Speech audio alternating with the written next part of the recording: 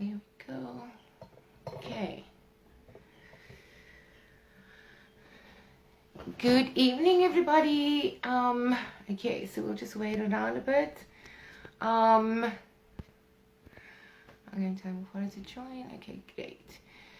Let me just get myself looking decent. Okay. Is there anyone there? Okay, so we saw our followers are starting to join us. Good evening, everyone. It's Wednesday evening. Yeah, thanks for joining us. I've got a Yandi, I've got Cedrus. Okay, so we're waiting for people to join. So this evening we have Dr. Sindi joining us.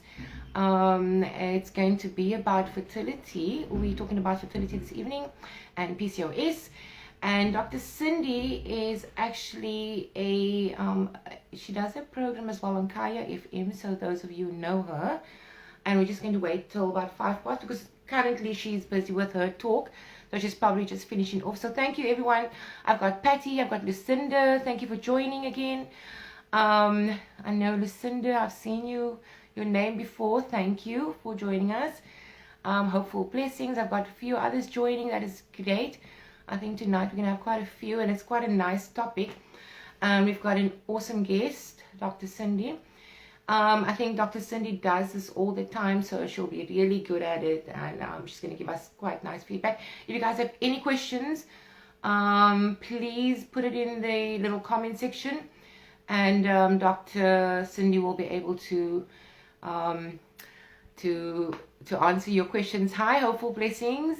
There's quite a few coming in with us. So that is quite cool. I think we're going to have quite a few this evening. So while we're waiting for Dr. Sindi, I said she'll be on at 8:05. Let me just see. Yeah, she'll be live at 8:05. And yeah, when Dr. Sindi goes live, we'll start the whole talk with her. For now, just something that I haven't been doing this for 2 weeks. I actually skipped.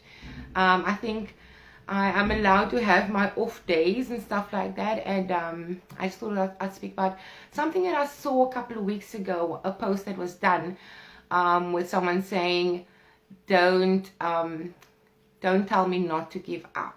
And this is another let me just say another Instagram page or Facebook page, and the post was, don't tell me to give up. And I just thought that is weird, and I actually felt a little disturbed by it, because I always think of my journey. I'm always going back to my journey, because like I said, I've been through this. I feel I'm still going through this, guys, so I know how you feel. I know how you can get down and feel sad and things like that.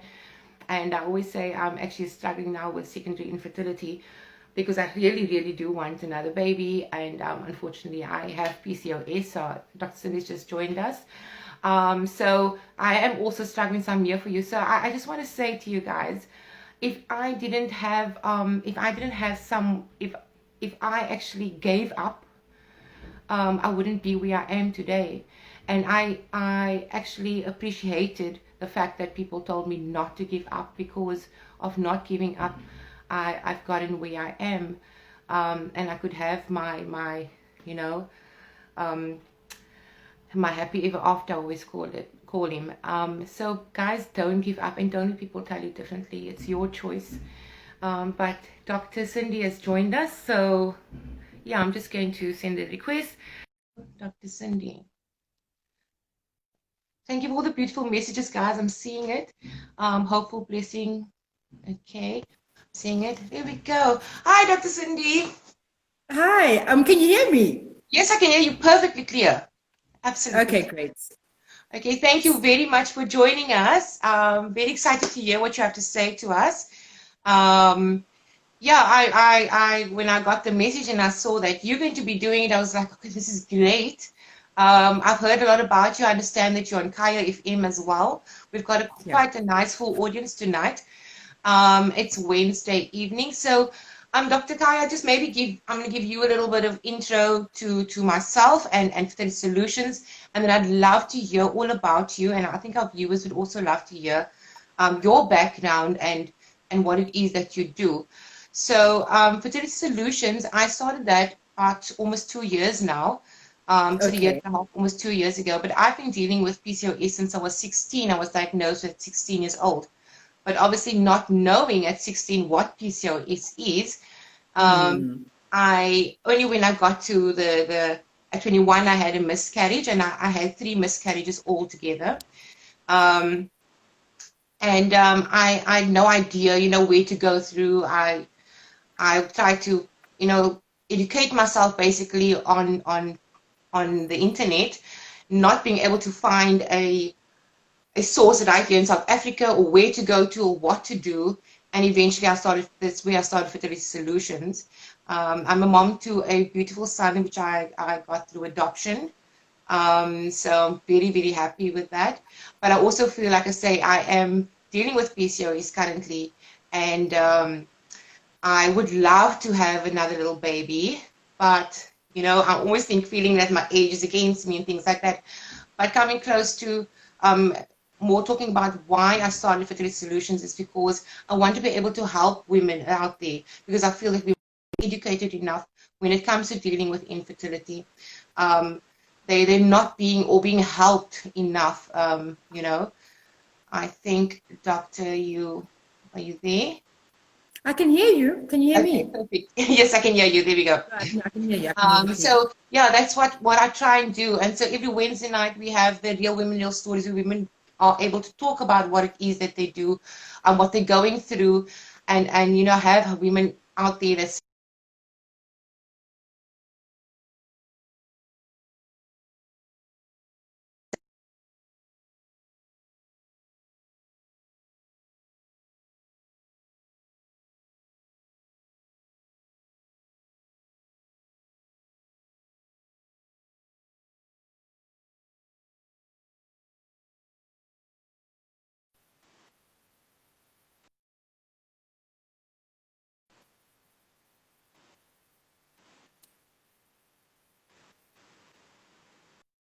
I think you're cutting out. Okay, Dr. Cindy, are you there? You can hear Okay, me? I can still hear you clearly. So I think I think yours is buffering, but Is it? I'll just start off by introducing myself. Okay. So I'm Cindy Van Sale. I'm a medical doctor by profession, and I also have a radio show on Kaya. And I'm very open and honest about my journey with conceiving. And I found out that I had PCOS, which is polycystic ovarian syndrome. I found out in 2007. And the way that I found out was because we were struggling to have a baby. So we had gotten married in 2004, and by 2007, there was no baby. So I was then referred to a professor, a doctor that's known as the PCOS guru of Johannesburg. I went to see him, and our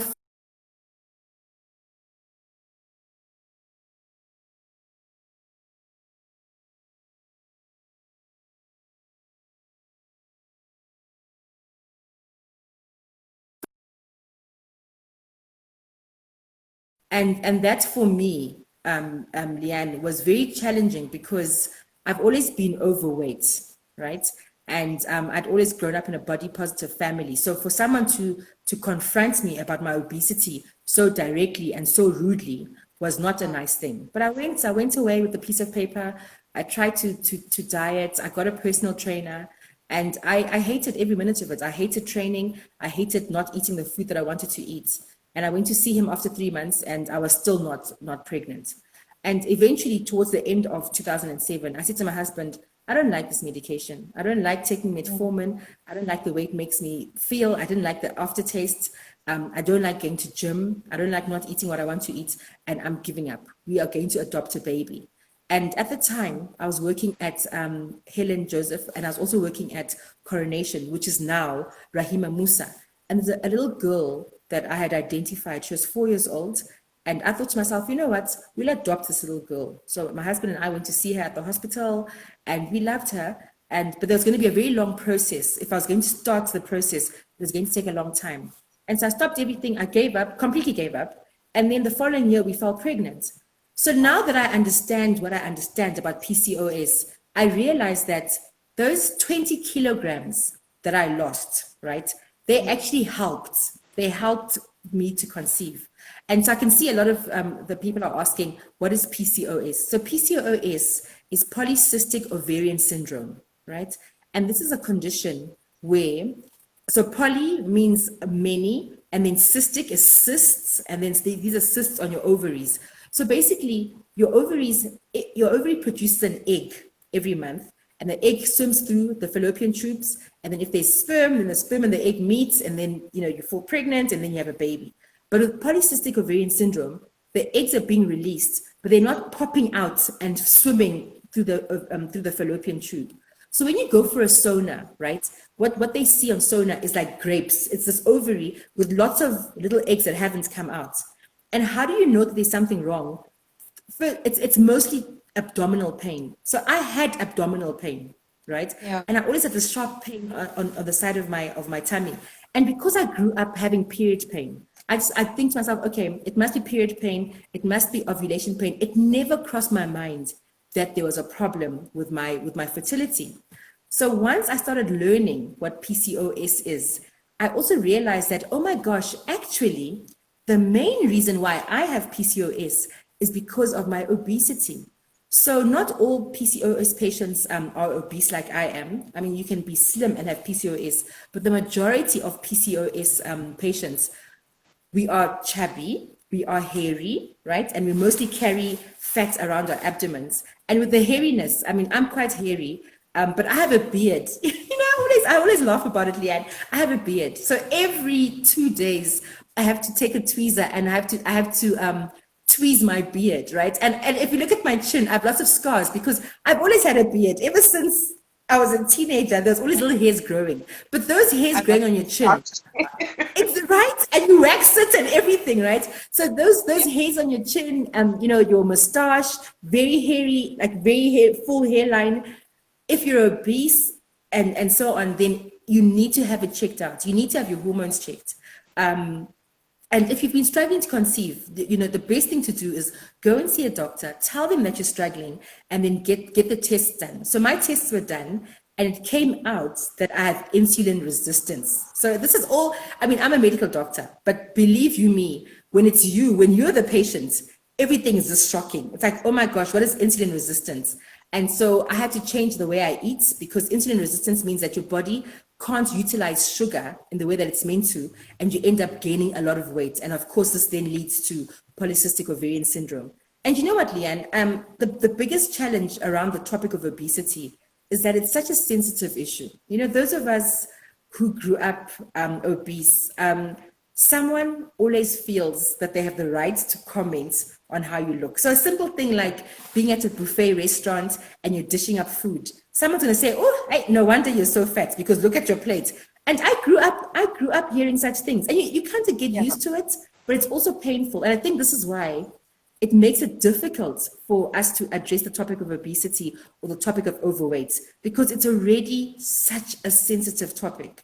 Yeah. And I think as healthcare professionals, we need to find a way of tackling obesity in a way that doesn't make the patient or the person feel bad. And when you couple the obesity plus the fertility issues, I just became an emotional eater, right? I've spoken about my emotional eating quite a few times. There's an ice cream place, whenever I felt upset, I'd go to that drive-through and get ice cream. If I was happy, I'd go and get ice cream. Anything that made me feel somehow, it was my excuse to go to that drive-through and get ice cream. And so the more you eat, right, the more you eat to feel that pain, the bigger you get, and the bigger you get, the more you struggle to lose weight, and the more you struggle to train. And it is just messy. It is very messy. But it's something that can be tackled, but it needs a lot of sensitivity. And Leigh-Ann, I mean, what you spoke about, you've adopted a child, but you still want to have your own child. I always say that as long as you're menstruating, it's never too late. I think science has granted us so much in the options that we have to conceive. Yeah. The challenge is the cost. If you look at what in vitro fertilization costs, if you look at all the options available, it costs a lot of money because medical aid still doesn't pay for many of those procedures. So that's something that we also need to work on. We need to work on lobbying the medical aids to make sure that they start funding treatments for infertility. Yeah, yeah, it's true. As I'm listening to you, I'm like laughing because it's exactly what it's like. I'm listening to you, my life story by you telling it, and it's true. You want to have a baby, but it costs such a lot, and in order to go and get the treatment, you also there's this thing about you need to actually have be a certain weight. And then there's the age factor that also comes into play. There are so much things we're actually dealing with. So it all boils down to, and in the end, you suffer from depression because you are going through all these things, and you need to like figure out what it is that you do. But what advice would you give somebody that is like, especially with me? I think that is why I haven't even been doing any videos for the last 2 weeks. I'm actually feeling it even more now. It's that my weight is now getting to like a problem, and the more I'm trying, but it's like nothing works, nothing is happening. I'm feeling more of it now, the symptoms of PCOS basically. I'm seeing someone, Lebo is now saying that, yes, Discovery now pays for 2 rounds of IVF. And I read that. I actually did I was reading up all about the Discovery. And first of all, there isn't everyone that can afford Discovery. There are people on many other medical aids. Then with Discovery, you've got to be on a certain plan. And the plan that you need to be on, it's a plan that not a lot of women can afford. So I actually spoke to, I'm not going to say which hospital, there's only 3 of them. I found one hospital, and I spoke to a doctor, a specialist, and I said to her, look, it's a government hospital, and I said, we've got so many women that is needing help. Please, would you, can I give you a number? Can I speak to these women about what is your offer and those type of things? And the first thing she said to me was, well, we don't have time to answer all the questions, and we don't have time to take all your calls, because someone needs to actually do it. And I thought to myself, now there are so many women in this situation because we're worrying about the people that has got, you need to have medical aid, and the medical aid will pay for it. That's fine. But what about the women? What chances do they have? The women that don't actually have any medical aid, and their only chance is actually to go to a government institution. But now the government institution won't, or the hospital won't just take them unless they've got to jump through hoops and do this and do that before they get help. And these are all the reasons why I do what I do, because what about those women that don't have those options? We might have a good enough salary so we can afford to go on go to a better plan on medical aid, on Discovery, and be able to afford the 25% co-payment that they would need. But what about those other women? Are we just saying that, no, it's fine? They don't, they can't afford, it. So no, they don't need, they can't have babies. They'll never be able to get their chance of having a baby. So sorry, my little rant this evening, but I mean, this is just in the week. This is what happened. It's not even a rant. These are real issues, right? These are real issues. I mean, Uwawa is saying government hospitals talk about a cutoff point on age as well, and she's telling the truth that because the resources are so limited, that's why there's so many hoops for you to jump through, because they're trying to limit. They can't help everybody. They can only help a certain number of people, and it's hard, and it's unfair. I mean, IVF, a cycle of IVF is 50,000 rand minimum, right? And it's difficult. It's very difficult. And then someone says, my experience at Steve Biko was brilliant. There were no hoops that I had to go through. So Steve Biko Academic Hospital is in Pretoria. Yeah. I mean, I think they do have an IVF center. Nice. But and they're very nice. I mean, I've referred people there, but the lobbying has to continue so that all women are catered for. And the one thing is that, if you really want a baby, if you really want a child and you can't have one, it consumes your life. This is now where the depression comes in, because that is all you can think about. And as you grow older, everyone around you thinks it's their business to ask you why you don't have a child. And you know, and you're 35 or you're 40, and what's going to happen? And people don't realize how insensitive it is to ask someone why they haven't had a child. It's not your business why they haven't had a child. But here we are, we're in an era, you go to a family function and all the aunties are asking and all the grannies are asking, and many times you don't really know what to say. I mean, what do you say when someone asks you why you haven't had a child? It could be a whole range of reasons, and they are being put on the spot in front of everyone. So I think it's important for us to be sensitive around such issues and to think before we speak. You know, we need to think before we open our mouths and put someone in a corner. And Leigh-Ann, you were asking about weight and what you can do about it. Look, 2020 has been difficult. I think we've been overeating just because we've been trying to survive 2020. We all have to put it on our CVs. It has to go on your CV next year that you survived 2020. You know, it's been the longest time of our lives. And it's been hard working from home, the adjusting and so on. It's no wonder that many of us have gained weight. But I find that the best way to lose weight is to cut out starch and sugar, right? And cut out may sound harsh, but you need to just sit down, look at what you're eating, look at why you're eating, look at when you're eating, and then work through it. And cutting out sugar is the easiest thing to start off with. I found that when I cut out sugary drinks and when I really made a concerted effort to cut down on the cakes and all those things, I lost about 10 kilograms without exercising. So just cutting down your sugar intake, you can lose 10 kilograms, right? And label reading then becomes very important, because almost everything that we eat contains sugar, no matter how harmless it looks. And I'll give a stupid example, and I'll speak about tomato sauce. I mean, have you ever wondered why children love tomato sauce so much?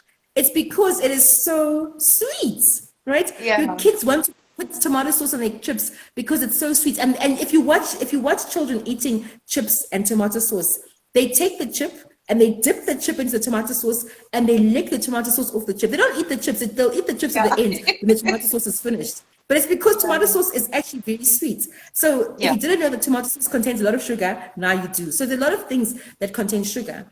And if you can start off with sugar and master that, because that is the hardest thing to give up, then the other stuff becomes easy, right? But sugar is the place to start. So sugary drinks, sugary foods, things that you wouldn't imagine have sugar, do have sugar.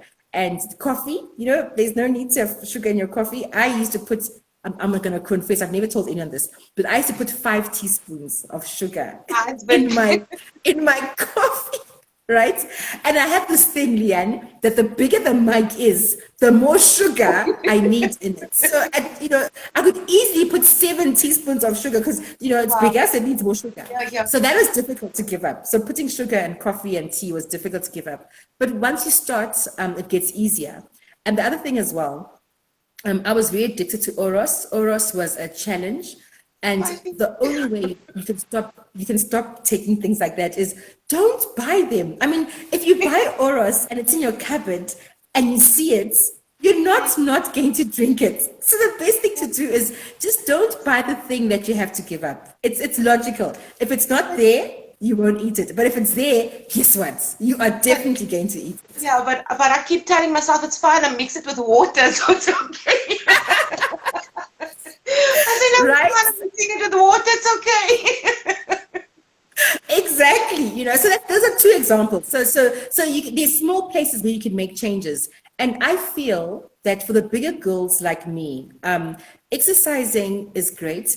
But I think start off with something like swimming, because swimming is not so hard on your joints. And I say this because I used to go to gym. So in 2007, when I was trying to have a baby, I had a personal trainer and I used to go to gym. And so there I'd be at gym in my tights and my shirt and everything, feeling very self-conscious. And then my trainer would say to me, before I arrive, just walk on the treadmill until I get there. And everyone around me felt it was their duty to tell me how to exercise, right? I'm busy waiting for a personal trainer. I'm minding my own business, Leigh-Ann. But people would come and say, no, I think you must go faster on the treadmill. I think you must run. Or have you tried rowing or whatever it is? So that used to really, really annoy me, right? So if you find that you're a bit shy or you're a bit self-conscious, then start off with something like swimming. Swimming is gentle. You're in the water helps you to float, but swimming is really great exercise. And then also walking, just not even brisk walking, just stroll around your neighborhood, right? 30 minutes a day, 5 days a week, that'll make a difference. And then as you get lighter, right, then you can start putting more strain on your knees. But I mean, I was 100, at my heaviest, Leigh-Ann, I was 154 kilograms. There's no ways I was going to run weighing 154 kgs. And so this is important. If you are a big person and you're struggling, the gym is not the place to start. The place to start is cutting down on the sugar. And then once you're a bit lighter, then start off with swimming or with very light walking, and then you work your way up. That's my advice. And then Uleb was asking, how does one cut out sugar during the festive season? There's so many temptations. I don't know. We're just about to get there. The festive season, there's a thing of rewarding ourselves. It's Christmas, we're all happy. There's the malva pudding, and there's the custard and so on. So I just think that maybe just give yourself 3 days of doing what you want and eating whatever, but set a cutoff date. You can tell yourself that, okay, in the week of Christmas, I'll eat whatever I want, and then as soon as Christmas is over, then I start on my eating plan. I mean, Amy is asking about breastfeeding and whether she should cut sugar, during breastfeeding. I'll say this about cutting sugar, right? Because sugar is very addictive. The withdrawal symptoms are not fun, right? So withdrawal symptoms is the grumpiness, the snappiness. You're going to have cravings. You're going to get headaches. You're going to feel nauseous. So prepare yourself by knowing what the withdrawal symptoms are so that when they happen, you're not surprised. But there are withdrawal symptoms. And that's why you need to be ready to start this. I mean, when I started, Leigh-Ann, I started in December 2014 and I wasn't working at the time. And I spent 2 weeks in bed. It was too much. I was nauseous. I had headaches. I had ketotic breath. I was upset. I was craving stuff. I used to dream about pap. I'd dream about the foods that I couldn't eat, right?